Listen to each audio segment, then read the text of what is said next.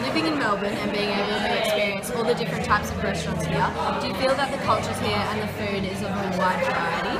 I think Melbourne's got a huge variety of different cultures, and that also brings, lots of different food, to the city, which is great. And we've got, Thai, Indian, Malaysian, Chinese, Japanese. I mean, you name it. It's very global. Yeah. And owning a successful business yourself to do with food and cuisine, do you think other business owners embrace the different cuisines within their restaurants also? Yeah, I definitely think so. I mean, I think, sorry, I'm just going to stop there for a second. Stop it, and then we'll... A successful business yourself to do with food and cuisine, do you think other business owners embrace the different cuisines within their restaurants also? So as in, like, they might put a little different twist from a different country on their cuisines? Oh, definitely. I think, because culturally we have so many different, people here, menus, like for instance, something a little bit of chili, if it's Thai related, or, there's definitely a Japanese sort of, fusion thing going on, and absolutely.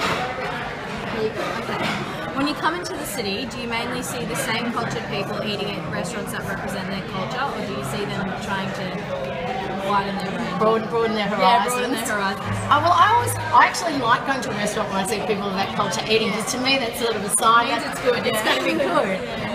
But also in saying that, I think that, our perception of the way that we look at food nowadays is very different. Like, thanks to things like MasterChef, people are a lot more open to experiences and trying different things. And so, what I do like is seeing people, trying different. I think everyone's up for trying something a bit different. We like to try new things. Yeah, definitely. You just go. Okay. Alright. How do you think your products represent the different cultures? So, as in, like, with your pasta, do you think it represents a whole lot of cultures, or just the main? No, I think with pasta, it's something like, it is very typically Italian. It's very hard to, you can do things, culturally a little bit different, but generally with something like that, it's actually not so popular. So, if we have done like a Thai chicken ravioli before, and it sort of sells okay, but it doesn't sell as well as like a beef ragu ravioli, because I think there are certain dishes that, certain things that people like to retain the authenticity of. But in saying that, you could throw something a bit more interesting into the sauce, rather than, into the pasta. Okay. Do you think that because there is such a wide range of cultural restaurants in the city, it actually does attract more tourists? Definitely. For me, I never used to go to, say, the Crown Casino precinct, because I don't gamble, and it's not really what I'm interested in. There's no reason for me to go there, but because they've put in so many fantastic restaurants, there's a reason for me to go. That's actually drawn me to an area that I wouldn't necessarily have gone to. And I think Melbourne is known for its food. We have great food, so it definitely does bring tourism to the region.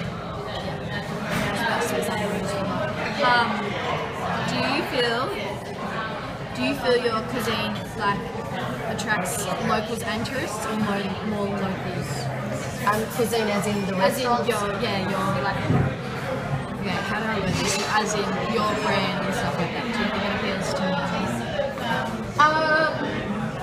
It kind of just depends. Because that's sort of I guess it's in the sense that, people are going to have it, and tourists, it's going to be at a restaurant, but for people that live in Melbourne, they're going to access it and buy it from a supermarket or a deli or somewhere like that. So,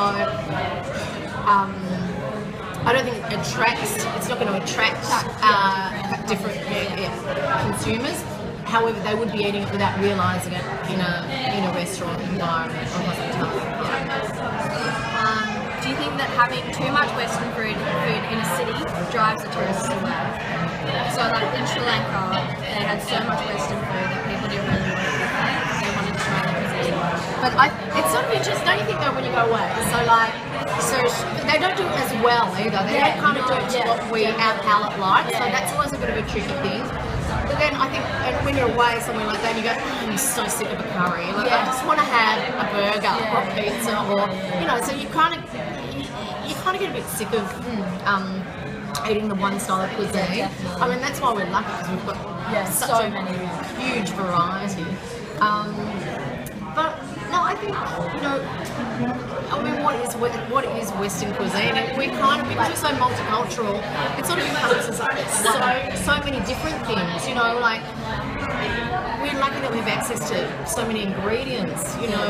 It's like when I was a kid, a mango was a luxury. Well, you know, you guys eat mangoes all the time. So, you know, it's I mean, as we've sort of grown as a nation, our tastes have grown as well. Do you think that tourists come to Melbourne more for the food or the experience and the events here? Or do you think it's kind of even? I think it's probably a bit of a mix. I mean, I think, you know, having the tennis, the Grand Prix, those sort of AFL, you know, grand final. I mean, those major events are great, but I do think that we are known as a food city, and I think that is an attraction in itself. Yeah, because in nursing we have You do, but it's on a little micro scale. Do you feel your cuisine is more suited? I've already asked the question. How do you feel your cuisine suits the culture of Melbourne? Well, Pasta. Pasta. Well, I mean, Melbourne. I mean, there's a massive Italian and Greek community in Melbourne, and so pasta just fits in really nicely. It's also that thing too, I think pasta is, the way we eat pasta has changed. Like when I was a kid, pasta was sort of a special thing. You'd go out to have a bowl of pasta, you'd go to a restaurant. Whereas now, people cook pasta at home all the time. It's kind of like you've just always got pasta in the fridge or in the cupboard or wherever. So to come home and make a bowl of pasta, it's like no big deal. But years ago, it was like, oh, I'm going out for Italian, and it's, you know, it's a bit, you know, it's fancy, and oh, it's a bit sort of special. So, I mean, in that sense, that I mean, you know, with the Italians and the Greeks, you know, we just kind of accept the way that they eat and, you know, bring it into our own lives. And it's just it's kind of like one of your daily things, like bread. Although no one eats bread anymore, because no one's eating carbs. Right. It's all good. Thanks, Billy. Right. Thank you so much. Okay. You ready? Yep. Alright, it'll take about 10 minutes. Okay. So, question one, living in Melbourne and being able to experience all the different types of restaurants here, do you feel that the culture here and the food is of a wide variety? Absolutely. Yeah, I'd say, I mean, along with Sydney, we've probably got quite an extensive variety of food and Yeah, culture. with all the 360. Yeah, and more so all the time. Yeah. Alright. Owning a successful business yourself to do with food and cuisine, do you think other business owners embrace the different cuisines within their restaurants also? So do you think if they have a restaurant, say a Chinese restaurant, they put a little twist from a different country into it sometimes? It's hard to generalise across the board, but I would say that all restaurateurs in Melbourne are pretty proud of the diversification of food in Melbourne, absolutely. There are a lot of restaurants doing really authentic stuff and keeping it traditional and authentic, and there's a lot of restaurants more and more so doing fusion stuff, which is I think really suggestive. Yeah. When you come into the city, do you mainly see the same cultured people eating at restaurants that represent their culture? So say Chinese people eating at Chinese restaurants. Yeah, sure. It depends on the time of day. For example, I know when you go down Chinatown quite late at night, there'll be a lot of Chinese, but there'll also be a lot of Western crew. It's a lot of Western people do go to Chinatown for late night dining. So look, I think that's really mixed, but a bit of both. How do you think your product, your restaurant represents different cultures? Well, I think that when we first opened up, there was a certain representation of Mexican food in Melbourne. It was more of an American-based sort of representation, whereas ours, we try and remain truer and to cooking techniques of Mexican. So yeah, I think we're pretty on the money there. Do you think that because there is such a wide range of cultural restaurants in the city, it attracts many more tourists?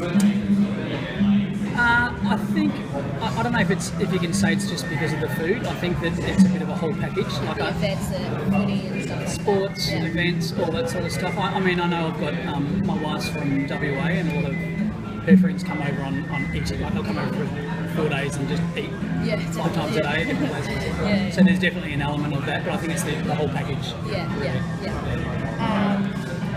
Do you feel your cuisine appeals to locals and tourists? Absolutely. Yeah.